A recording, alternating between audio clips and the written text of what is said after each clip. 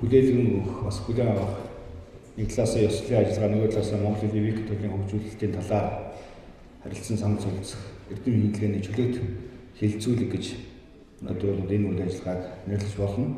Ингээд үйл ажиллагаанд хүрсэн ирсэн бас их хүнтэй зочдоо төвчөндөө танилцуулъя. Өнөөдөр үйл ажиллагааны Монгол Улсын их сургуулийн захирал профессор Бат Эрдэнэ, нээлттэй мэдлэг боловсролын сангийн тэргүүн доктор Инх Бат,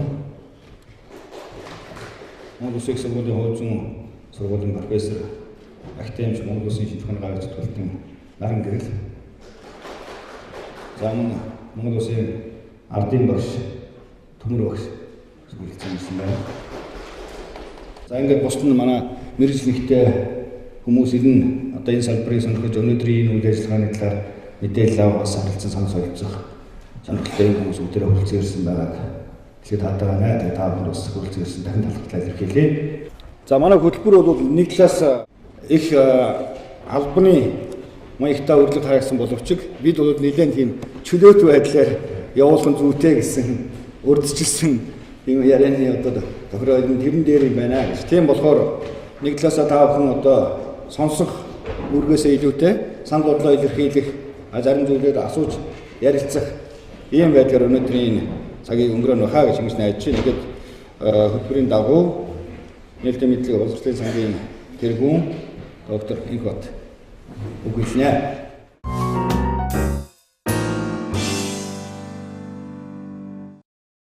За бүгдийн амрыг ирье.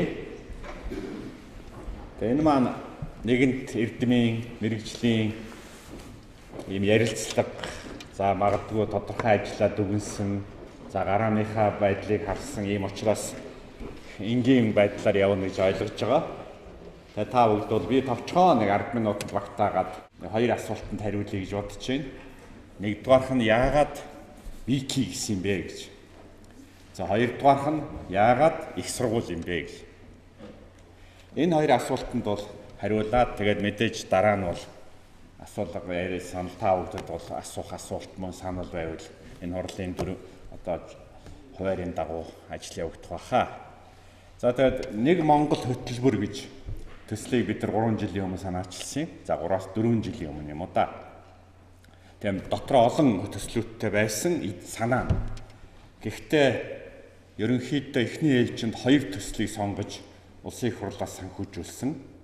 За тэр нь бол нэг нь бол одоо дунд сургуулийн хүүхдүүдэд зориулсан хаан академи гэж төсөл байгаа. За Салман хаан гэдэг энтгэр гаралтай хүн одоо Билл Гейтсийн санхүүжилтээр 5-аас 6 мянган видео хичээл бэлдсэн. Одоо математик, ер нь физик, шинжлэх ухааны салбаруудаар.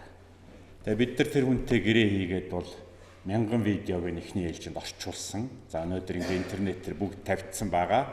За нэг 5-аас 10 минутын видео хичээлүүд. За ингээ хүүхдүүд өөрсдөө үздэг гар утснаасаа. За миний зүгээр их сайхан санагдсан зүйл хүүхэд биш, ээж аав нь их үздэг юм байл, ах эгч нь их үздэг, даалгаврын хийлэгдэг. Ийм ерөөсөө дэлхийд даяар өдөр тутам 5 саяас 6 сая хүүхэд үзэж идэг ийм видео хичээлүүд. За энийг бол бид нар хийсэн. За нөгөөх нь бол одоо монгол хэлний вики толио гэж өнөөдөр бидний ярьж байгаа сэдв. За вики гэдгээ бол мэдээж мэдээллийн технологийн усуд мэдж байгаа. За бусад мэргэжлийн хүмүүст хэлэхэд бол вики гэдэг нь хурдан гэсэн одоо хаваа арлын аборигенуудын үг хурдан гэсэн үг. Юу яагаад гэвэл ерөөсөө тэр веб дээр интернет дээр байгаа юмыг бүх хүн дуртай үедээ засаж оролцож болно л гэсэн үг. Ямар нэгэн одоо толгой өвдөх зүйлгүй. Тийм учраас та бүгд бол мэднэ Википедиа гэж том төсөл байдаг дэлхийн. За энэ дээр бол нэг зүгээр сонирхуулаад тоо хэлэхэд бол өдөрт 80 мянган хүн ямар нэгэн мэдээлэл оруулж идэг. Түүх одоо юу гэдэг бүх шинжлэх ухаан, ялангуяа нийгмийн ухааны салбаруудаар 80 мянган хүн өдөрт. Тэгэхээр энэ төслийн хэсэгт бол Викшнери гэж дэд төсөл байдаг. Тэрэн дээр бол дэлхийн одоо 200 орчим хэлний тайлбар тойлны асуудал одоо байгаа. За үүн дотор бид нар бол төслөө энэ Викшнери төслийн монгол хэлний хэсэг болгож хийсэн юм аа. Яагаад гэвэл хоёр шалтгаантай. Нэг нь бол одоо жишээлбэл Монгол одоо шинжлэх ухааны академи болон бусад байгууллагууд, бусад газрууд ингээд төрөл бүрийн тойл хийдэг. За бид нар бол түүнээс арай өөр замаар явж байгаа. Яагаад гэвэл нэгдүгээр тайлбар тойл хийх ажил бол ер нь явж 3 сая хүний ажил юм а гэж. Мэргэжлийн хүмүүс бол өөрсдөө тайлбар тойл шууд оролцсон. За хэлний улсууд бол тэрийн зэгцлэх, янзлах, системчлэх тэр ажлууд. Тэгэхээр тайлбар тойл бол бүх нийтийн оролцоог хангасан ийм техникийн болон одоо технологийн боломжн дээр хийх хэрэгтэй гэж.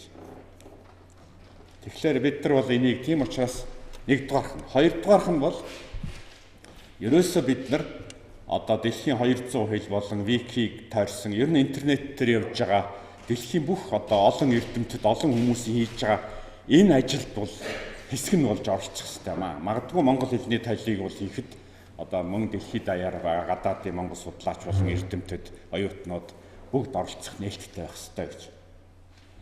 За тэгээд зүгээр техникийн дүгнэлт салаас ганц юм нэмж хэлэхэд одоо энэ бол нээлттэй мэдлэгийн аргаар нээлттэй технологиор хийх зарчмаар. Өөрөөр хэлбэл энэ бидний хийж байгаа вики болон тойл маань цаашдаа одоо 10 20 магадгүй 100 жил, магадгүй хэдэн 100 жил энэ 6-7 тэрбум хүнд үйлчлэх зорилттой учраас энэ бол анхнаасаа стандартаар олон улсын тэр одоо бүх дэлхийгээр мөрдөж байгаа тэр технологи аргуудыг хэрэглээд наазах нь ихэд гаргаар солигдоход бүх юм ажиллаж явах хэрэгтэй. Наазах нь их дэлхийн аль ч орноос үздэг байх хэрэгтэй. Тэр боломжийг хангах үүднээс энийг бол ерөөсөө Википедиа төслийн хэсэг байдлаар хийсэн. Тэгэхээр Википедиагийн одоо энэ асуултыг бид яагаад вики гэдэг дээр бид ганцхан дүгнэлт хийсэн. Вики дээр хийж байгаа тойл бол одоо эцсийн бүтээгдэхүүн байдаггүй. Одоо энэ тойлыг ашиглаад магадгүй Монгол Улсын их сургуулийн манай Монголын эрдэмтэд өөрийн бүтээлүүд, өөрийн редакцууд, өөрийн номнуудаа гаргана. А вики бол ерөнхийдөө бүх хүнийг оролцуулдаг л ажлын талбар. Магадгүй түүн дээр маргаантай 3 4 5 төсөл одоо нэг үгийн хувилбар гэхэд одоо шинжлэх ухааны одоо бидний хэлдгээр школ болгон өөрийн тайлбартай магадгүй шийдэгдэхгүй байж болно. Тийм учраас вики бол нээлттэй төсөл.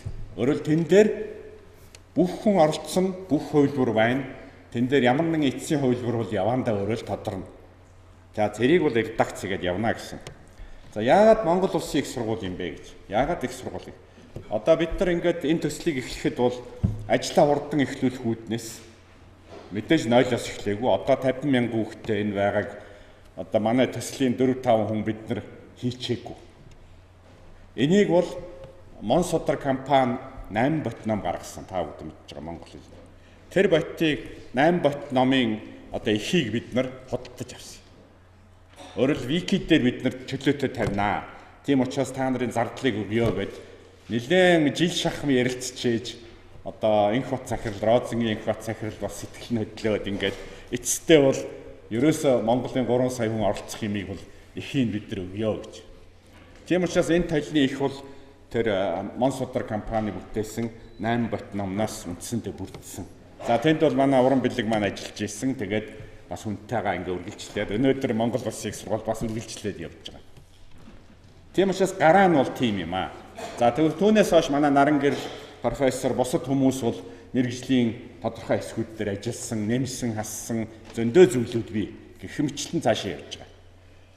За тийм учраас энийг бол бид нар төслийг зохион байгуулж байгаа хүмүүсийн хувьд хэлэхэд бол доторх агуулга бол цэвэр мэргэжлийн хүмүүсийн одоо олон жилийн бүтээлийн үргэлжил юм шүү гэдгийг хэлж байна. За төгсгөлд нь хэлэхэд бол энэ монгол хэлний толиын асуудлыг яагаад бид нар гинтхэн ингээд сөхөд тавьсан юм бэ гэж. Яагаад гинтхэн одоо компьютерийн, интернетийн хэдэн хүмүүс төслийг хийчихсэн. Гинтхэн монгол хэлний толь руу орвоо гэдэг асуудал. За энэ бол ердөө та бүд бол мэдчихэж байгаа. Үг хэл гэдэг бол цаанаа мэдлэг байдаг. А цаанаа мэдлэгийн систем байдаг. Өнөөдөр монгол хэлний одоо жишээлбэл үгнүүдийг гадны хүмүүстэй ярихад асуудал нь анх хэдэн жилийн өмнө яаж үүссэн гэвэл ерөөсөө Монгол энэ үгийг яаж ойлгож байгаа юм бэ гэдэг маргаанаас эхэлсэн. Тэгээд эцэст нь яваад байсан чинь зэрэг ерөөсөө монголчууд бол бүгдээрээ өөрөөр ойлгох юм байна үгүй өөрөө ярьд юм байна.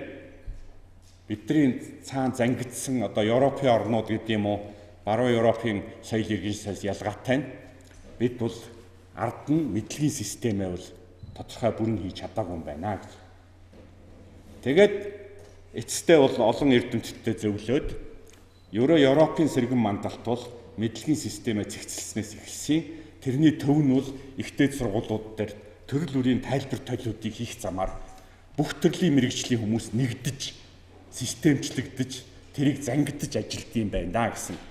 Тэгээ тэр одоо шинжлэх ухааны одоо уламжил, тэр түүх, тэр замнал өнөөдрийн орчин үеийн технологиг хослуулад ингээ монгол хэлний тойл руу эхэлж орох нь зүйтэй байна гэсэн төгөлт хийсэн.